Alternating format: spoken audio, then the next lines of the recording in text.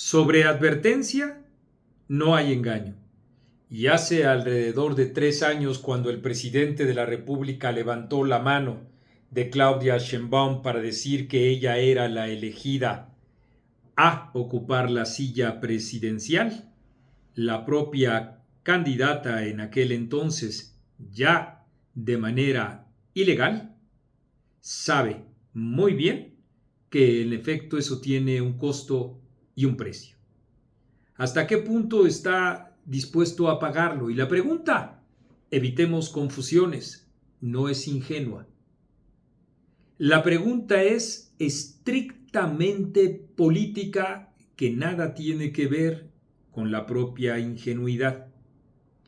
Hay quienes, en aras de la propaganda o del pensamiento que prescinde de los matices, simple y llanamente utiliza adjetivos para tratar de caracterizar a una situación política que es mucho más compleja.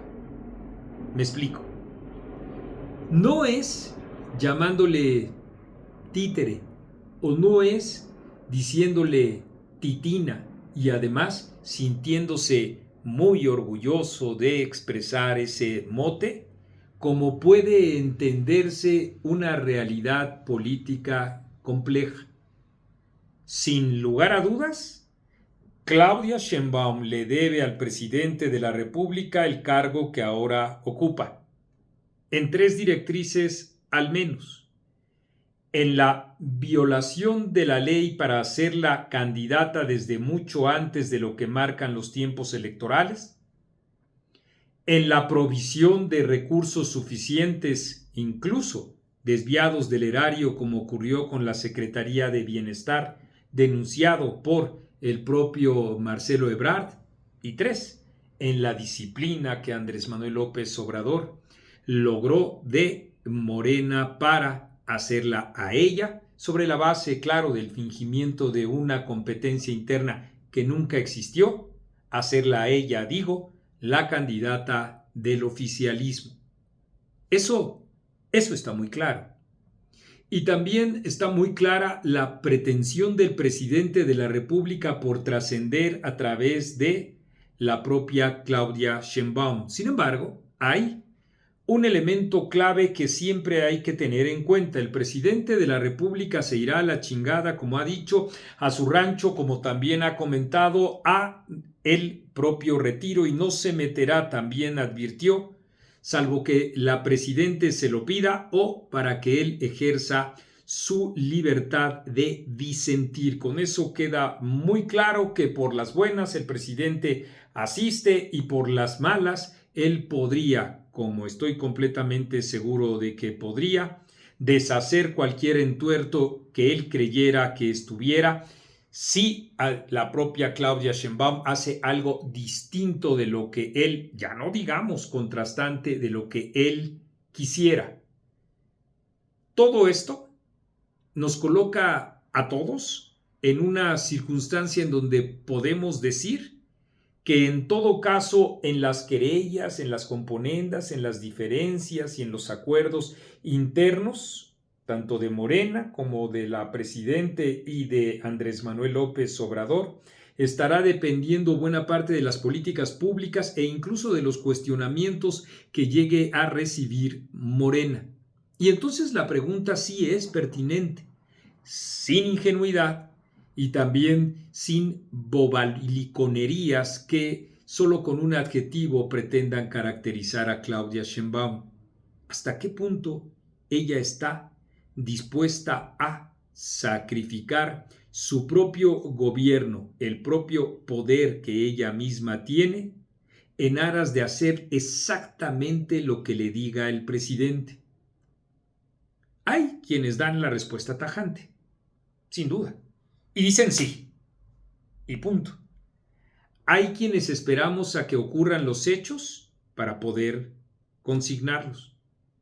Y aquí entonces surgen las preguntas, porque la caracterización de la inteligencia también estriba en nuestra capacidad para preguntar lo esencialmente importante.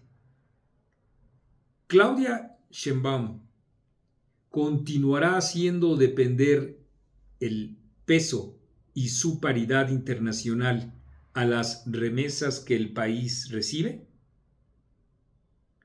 ¿Seguirá ella exactamente la misma partitura de los empresarios que ha favorecido en desdoro de otros tantos y entonces en mantener las contradicciones, las controversias, las tensiones con otros empresarios, por ejemplo, los de la Coparmex? Claudia Sheinbaum en verdad cree que estamos a la puerta de un sistema de salud como el de Dinamarca y en consecuencia ella continuará con ese discurso que a ojos vistas no corresponde con la propia realidad.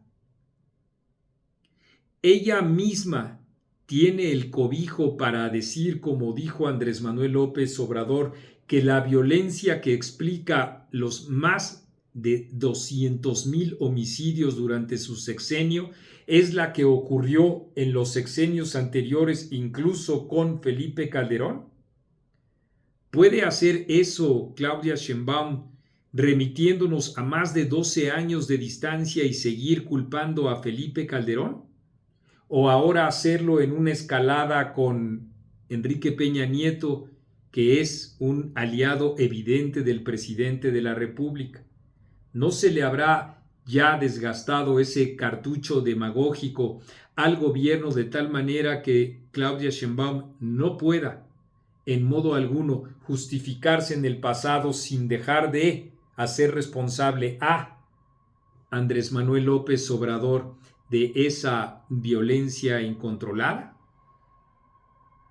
Claudia Sheinbaum seguirá entonces dispensando el terreno de impunidad en el que se desenvuelven los grupos criminales en todo el país.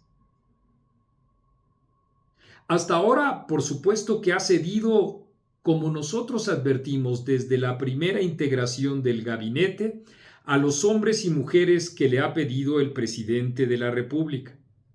Pero siguiendo esa ruta, por ejemplo, la niñera de sus hijos, que seguirá haciéndolo ahora en la Secretaría de Gobernación, ¿le bastará para la gobernabilidad en el país? La interlocución con los gobernadores, también de Morena, con la propia secretaria de Gobernación, en la asignación de los recursos. A propósito de eso, Claudia Sheinbaum puede mantener este tipo de promesas y de gastos dispendiosos convertidos en programas clientelares cuando Andrés Manuel López Obrador ha endeudado como nunca nuestro país y ella misma ya no puede hacerlo.